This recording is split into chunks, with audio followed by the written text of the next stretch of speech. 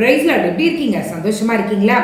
இந்த விழா காலத்துல சாஸ்திரிகளை குறித்து நம்ம பார்த்து கொண்டு இருக்கிறோம். சாஸ்திரிகள் அவர்களுடைய குணாதிசயங்கள், நம்மளுடைய குணாதிசயங்கள் எப்படி இருக்கிறது என்பதை குறித்து நம்ம பார்த்து கொண்டிருக்கிறோம்ல. இப்ப சாஸ்திரிகள் செய்த அடுத்த காரியத்தை நம்ம அறிந்து கொள்ளலாம். அதே மத்தேயு 2ஆம் அதிகாரத்தின் 11ஆம் வசனத்தை வாசிப்போம். அவர்கள் அந்த வீட்டிற்குள் பிரவேசித்து பிள்ளையையும் அதன் தாயாகிய மரியாளையும் கண்டு சாஷ்டாங்கமாய் விழுந்து அதை பணிந்து கொண்டு தங்கள் பொக்கிஷங்களை திறந்து பொன்னையும் தூப வர்க்கத்தையும் வெள்ளை போலத்தையும் அதற்கு காணிக்கையாக வைத்தார்கள். இன்றைக்கு நம்ம பார்க்க போகிற ஒரு பொருள் என்னன்னா தூப வர்க்கம். தூப வர்க்கம்னா அநேக வேத வல்லுநர்கள், அநேக பரிசுத்தவான்கள் சொல்லுகிறது இந்த தூப வர்க்கமானது ஜபதூபம் என்று சொல்லுகிறார்கள். இந்த ஜபதூபத்தை தான் ஆண்டவர் ஏறெடுக்க சொல்கிறார். இந்த ஜபதூபத்தை நம்ம ஆண்டவருக்கு எப்பொழுதும் செலுத்தி கொண்டிருக்கிறோம். ஏன்னா தூப பீடத்துல எப்பொழுதுமே இந்த தூப பீடத்துல ஜபதூபம் ஏற்றப்பட்டு கொண்டே இருக்கணும். அதனால அவங்க சொல்றாங்க, நீங்க எல்லா நேரமும் எப்பொழுதும் ஜெபித்து கொண்டிருங்கள் என்று வேத வல்லுநர்கள் சொல்லுகிறார்கள். இரண்டாவது காரியம், இந்த தூப பீடம் யாரோடு ஒப்பந்தப்படுத்தப்பட்டது என்றால் ஆசாரியனுக்கு இது ஒப்பந்தப்படுத்தப்பட்டு இருக்கிறது. ஏன்னா பிரதான ஆசாரியன் தான் இந்த தூப பீடத்துல வேலை செய்கிறவனா இருக்கிறான். இங்கே அந்த தூப பீடமானது எதை ரிஃப்ளெக்ட் பண்ணுதுன்னா பிரதான ஆசாரியன் என்பதை அது ரிஃப்ளெக்ட் பண்ணுது. இன்னைக்கு ஏன் அந்த சாஸ்திரிகள் தூப பீடத்தை அவங்க ஆண்டவர் இடத்துல கொடுத்தாங்க? இந்த தூப வர்க்கத்தை தூப பீடம் சொல்லிட்டேன், இந்த தூப வர்க்கத்தை ஏன் ஆண்டவருக்கு கொடுத்தாங்கன்னா அவர் பிரதான ஆசாரியர். அந்த பிரதான ஆசாரியருக்கு நான் செலுத்த வேண்டிய தூப வர்க்கம் இது. இந்த தூப வர்க்கம் ஏறெடுக்கும் போது இதிலிருந்து வருகிற புகையானது என்னது பெரிய காரியங்களை ஆண்டவருடைய நாமத்தை மகிமைப்படுத்துகிறதா இருக்கும், ஆண்டவர் விரும்புகிறதா இருக்கும் என்று அவர்கள் அறிந்து கிறிஸ்து பிரதான ஆசாரியன் என்று உலகிற்கு சொல்லும் வகையில அவர்கள் தூப வர்க்கத்தை அவர்கள் செலுத்தினார்கள். இன்றைக்கு நம்மளிடத்துல தூப வர்க்கம் இல்லதாங்க. ஆனா பரிசுத்தவான்கள் சொல்லுகிறபடி தூப வர்க்கமாகிய இந்த ஜபதூபத்தை நம்ம ஏற்றுவோம். நம்ம ஜபதூபம் ஏற்ற ஏற்ற ஏற்ற அதுல பிரியப்படுகிற ஆவியானவர், அதுல பிரியப்படுகிற இயேசு கிறிஸ்துவானவர், அதுல பிரியப்படுகிற ஆண்டவர் என்ன பண்ணுவார்? ஒவ்வொரு கடவுள் இணைந்து நம்மளுடைய தேவைகளை சந்திக்க வல்லவராய் இருக்கிறார். துதிகளின் மத்தியிலே வாசம் பண்ணுகிற தேவன் இந்த தூபத்தை ஏறெடுக்கும் போது துதிகளினாலே நம்ம அவரை எடுக்கும் போது அவர் மிகுந்த மகிழ்ச்சி உடையவராய் அவர் மாறுகிறார். இந்த கிறிஸ்துமஸ் காலங்களில் நம்மளால் இயன்ற வரைக்கும் மற்றவர்களுக்காக ஜெபிப்போம், நம்மளுடைய குடும்பத்திற்காக ஜெபிப்போம், மூன்றாவது நமக்காக ஜெபிப்போம். நாமும் மாற வேண்டிய காரியங்கள் அநேகம் உண்டு, சரி செய்ய வேண்டிய காரியங்கள் அநேகம் உண்டு. கர்த்தரோடு இணைந்து ஒப்பந்தம் பண்ணி நம்மை மாற்றிக்கொள்வோம். இந்த கிறிஸ்துமஸ் நமக்கு முக்கியமான ஒரு கிறிஸ்துமஸா இருக்கட்டும்.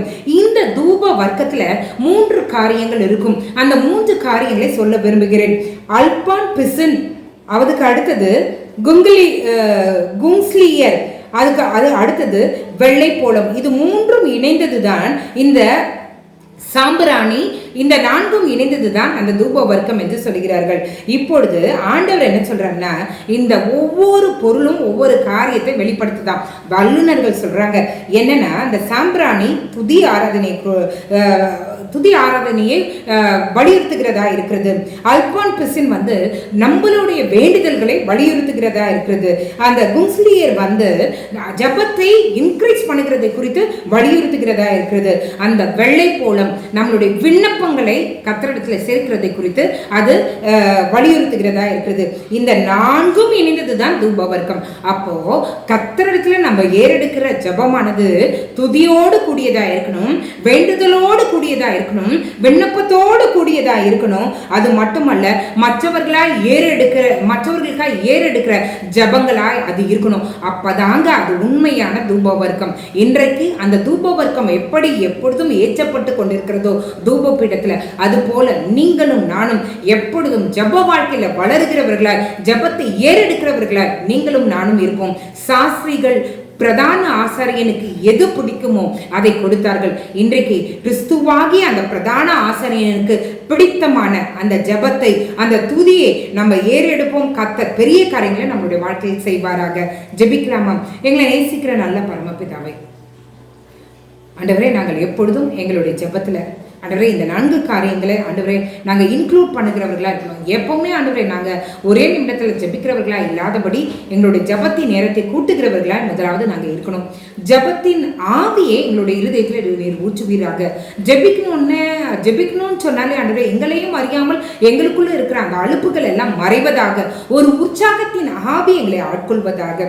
எப்பொழுதும் நாங்கள் துதியோடும் ஆண்டவரே உம்மை ஆராதனையோடும் ஆண்டவரே நாங்கள் ஏறெடுக்க கிருபை செய்யுங்க.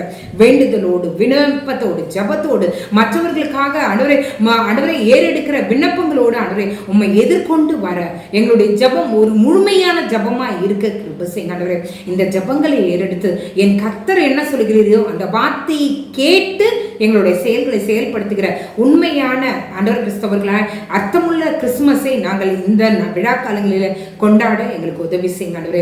ஆண்டவரே சாஸ்திரிகள் நீர் பிரதான ஆசாரியன் என்பதை உணர்ந்து அவர்கள் இந்த காரியத்தை செய்தார்கள்.